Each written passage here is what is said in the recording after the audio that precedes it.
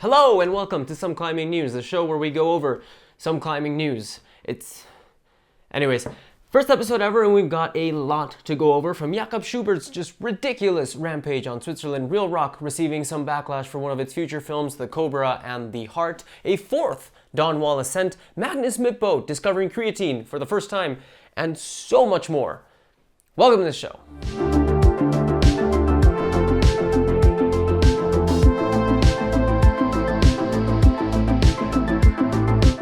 And starting us off with the following question: what happens when a boulder decides to try sport climbing for the first time in a while? Well, usually, not a lot, in my experience. There's a lot of crying and whining about being too pumped and kind of scared of heights. But if you're Will Bosi, you get the second ascent of Excalibur 9B+. I mean, is that really surprising? It's Will Bosi. At this point, the man is now one of only 4 people in the world to have ever sport climbed 9B+, aka 515C, and boulder 9A, aka V17, with the other 3 people being Sean Bailey, JAKOB goddamn Schubert, and Adam ONDRA. This ascent has firmly put Bosi in the conversation for greatest living climber, a title that has been seemingly taken by nerdier and nerdier looking guys ever since Chris Sharma passed the torch to Adam ONDRA a few years back. Did I prefer Passats and beautiful wavy hair? You know, I really thought I did, but there's just something about those unassuming glasses that really get my fingers sweating. Now, as far as the climb itself, I mean, if there ever was a boulder's 9B+, it's probably Excalibur. A relatively short route. It's not exactly surprising that it took Will as little as it did, especially given that most of the world's 9A boulders are basically just horizontal sport routes at this point. As far as I'm concerned, it was a good choice. It was very strategic. Adidas must have loved that. All jokes aside, of course, congratulations to Will Bosi on this end, and on another question up in the air as Jana Zveshcheva, aka Climbing Jane, has been seen out there projecting the route, along with Brooke Rabbitoo, who reportedly just cruised the heel hook crux. First female 9B+ on the horizon? Who will be the lucky lady? Stay tuned to find out. And on the other side of that same coin I previously mentioned, what happens when a sport climber decides to go bouldering for the first time in a while? Well, again, in my experience, it's a whole lot of complaints about not climbing enough or it's too hard. Unless you're JAKOB Schubert, in which case you just fucking climb everything, because I mean, you know, the tick list this man just posted is wild. This level of savage violence hasn't been witnessed on a scale like this since like the last time Jimmy Webb spent a few days in the northeast of the US and just flashed everything. That was a while ago. JAKOB's tick list includes The Story of 3 Worlds, 8C+, Vecchio Leone, Sit, 8C+, Return of the Dreamtime, 8C, Big Paw, 8C, Lion's Share, 8C, and Mithril Sit, 8B+. And let's not forget, he's also done Alphane. I mean, just, what? You can find a link to his YouTube channel in the description below, so make sure to check all those out. And now Adam ONDRA is on an absolute bouldering tear right now. In the past few weeks, ONDRA flashed one of Spain's test pieces in La Pedriza, a boulder called El Elegido, 8B+/V14, established a new line on the same boulder, which he believes is even harder, and has now spent a few days in Font, where he's continued doing what he does, climbing stupid hard boulders way too easily.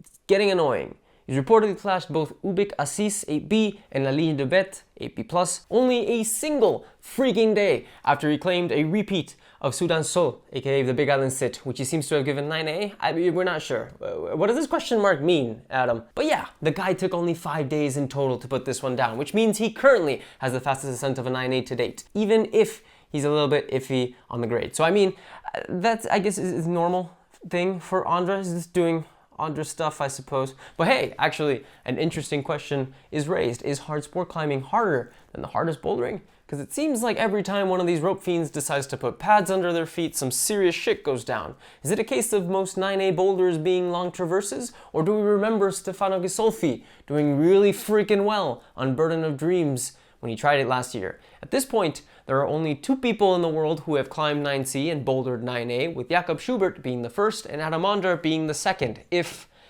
he decides to take 9A for the Big Island Sit. And yes, I know Will Bosi says Terra Nova is 9A, but, you know, if Adam isn't willing to take the grade, then that's just that.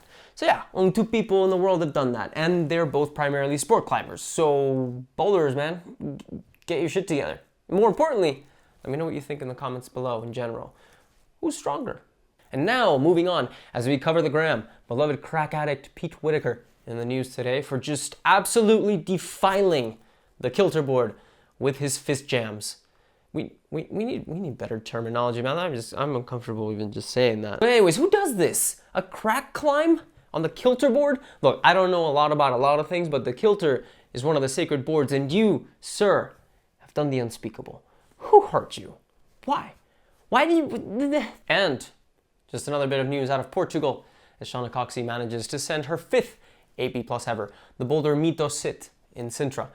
I mean, that is a beautiful boulder, honestly. And just another testament to how ridiculously strong comp climbers are. I mean, SHAUNA's been retired from comp climbing for how long? She just had a kid and shoulder surgery.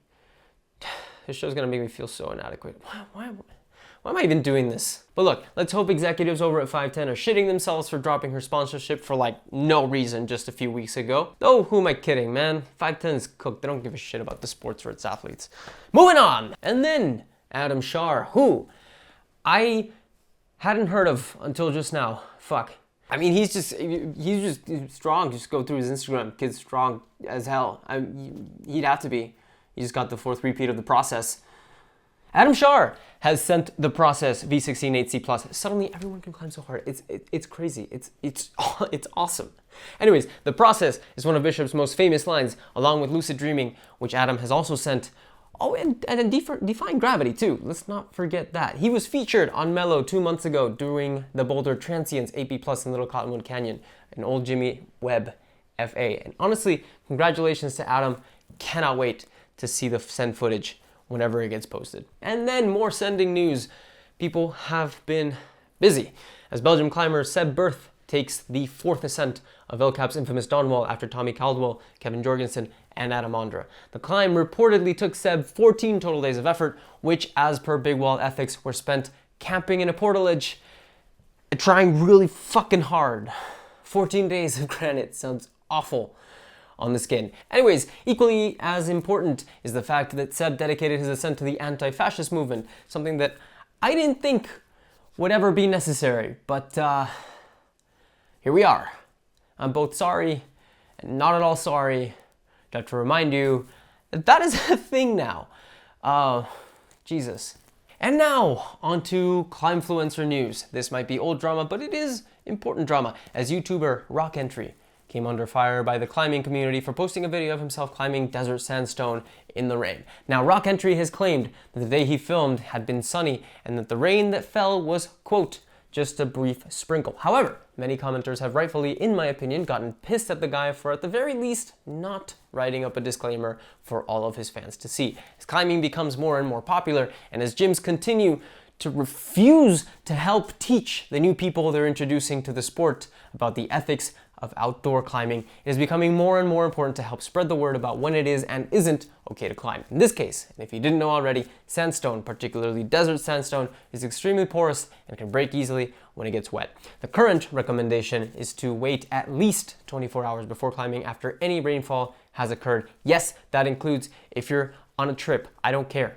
You don't want to be the asshole that breaks the super classic climb, do you? As far as ROCKENTRY himself, I mean, I don't know the guy, and gray areas do happen. The boulder is overhung, and if it truly did rain as little as he says it did, it's very unlikely that any of the holds would have been wet and at a risk for breaking when he was filming. However, the problem is that not being clear about stuff like that can unintentionally mislead people, could set a bad example, and as we have seen, draw outrage from the community. Best to just put disclaimers and be an example for what is and isn't acceptable according to your local climbing community. Just leave the gray areas, man. Just don't, you know, this is easier. And then Magnus Midtbo has reportedly tried creatine for the first time. And of course, hilariously, the guy managed to improve his bench press by 15 kilos in 2 months.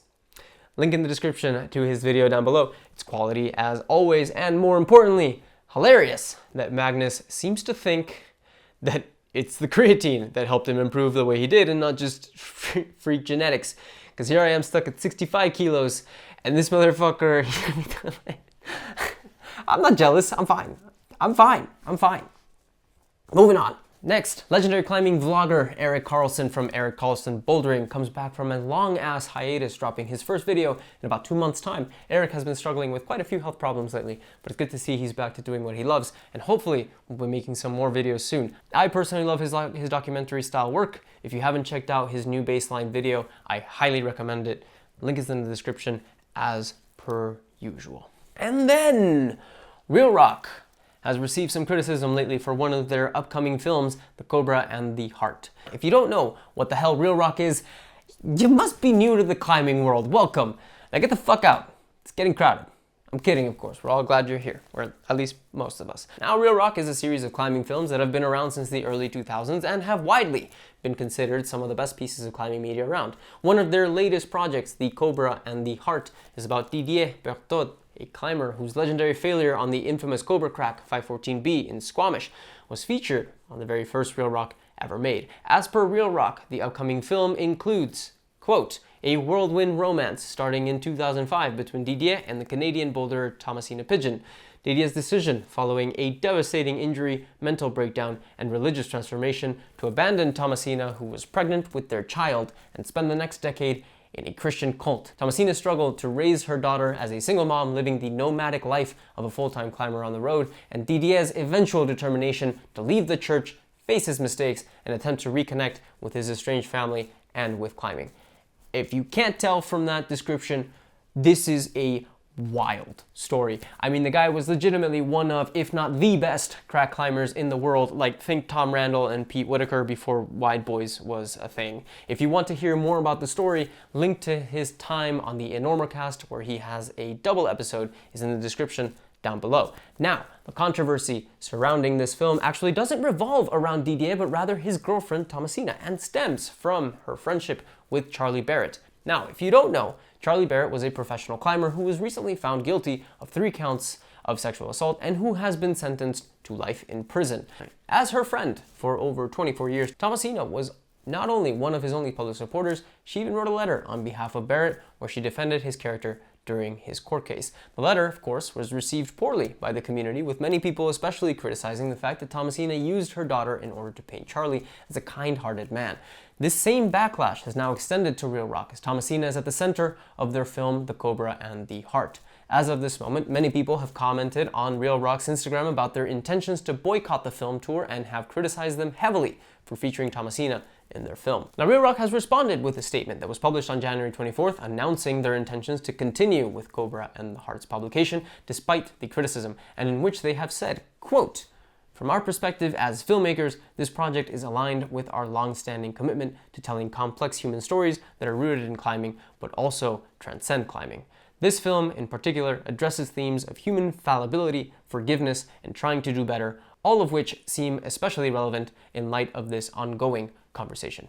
As for Thomasina, she has since released a public statement of her own in which she has acknowledged her mistakes, has apologized, and admitted to having had a difficult time understanding that she herself had been lied to and manipulated by Charlie Barrett throughout her life. But, of course, links to her and Real Rock's statements are in the descriptions down below, as well as to the court case letters if you're interested in reading up on this entire situation. But more importantly, as this is a bit of a complicated case, I'd love to know your thoughts on the matter. And then, switching things up to more drama, we have Jon Krakauer, one of the climbing world's most respected journalists, in the news, as he has finally published his response to YouTuber Michael Tracy's criticism of Krakauer's wildly famous book, Into Thin Air. If you don't know, Into Thin Air was a book written by Jon Krakauer about his experience during the 1996 Everest disaster. Yes, that same disaster that was turned into a movie featuring Jake Gyllenhaal. Now, Michael Tracy claims that Krakauer lied about a number of things published in Into Thin Air, most notably that various delays during the Climbers Summit push were directly caused by the absence of fixed ropes that should have been placed in advance, but were not. Now, it seems Michael Tracy's criticism of Krakauer has turned towards the personal, to the point that many of Michael Tracy's own followers have even alerted Krakauer himself about what is happening. The response, a 30-minute audio recording, apparently will be the first of 8 total videos that Krakauer will be publishing, where he will address all of Michael Tracy's claims, including a few that Krakauer actually agrees are necessary corrections. Of course, if you're interested in following the drama, links in the description of both Jon Krakauer's response and Michael Tracy's channel. And again, if you know more about the situation, I'd love to know what you think. Do you agree with Krakauer? Does Michael Tracy have a point? Let me know in the comments below. And last but not least, let's talk about the Grammys. Now, I know what you're thinking. What the hell do the Grammys have to do with climbing? Well, that's the thing. It was not just Bianca Censori's clothes that were missing at the ceremony last week. Let me take you back to 2018 when Jimmy Chin and Elizabeth Kai Vasarely sent the Oscars with Free Solo. That's right. For a moment, the climbing community was at the top of the world We were winning. Now I think we have a bit of an opportunity to win a Grammy with the one and only Margo Hayes. Now, is her music my cup of tea? Absolutely not. No. I just want the silverware. But it's the least we can do. Just go support fellow climbers. So head over to Spotify, give her album a gander, and let's help her get that Grammy ticked. No pun intended. Sorry. And that, good people, was some climbing news. My name is none of your goddamn business. Thank you for watching, and I'll see you next time.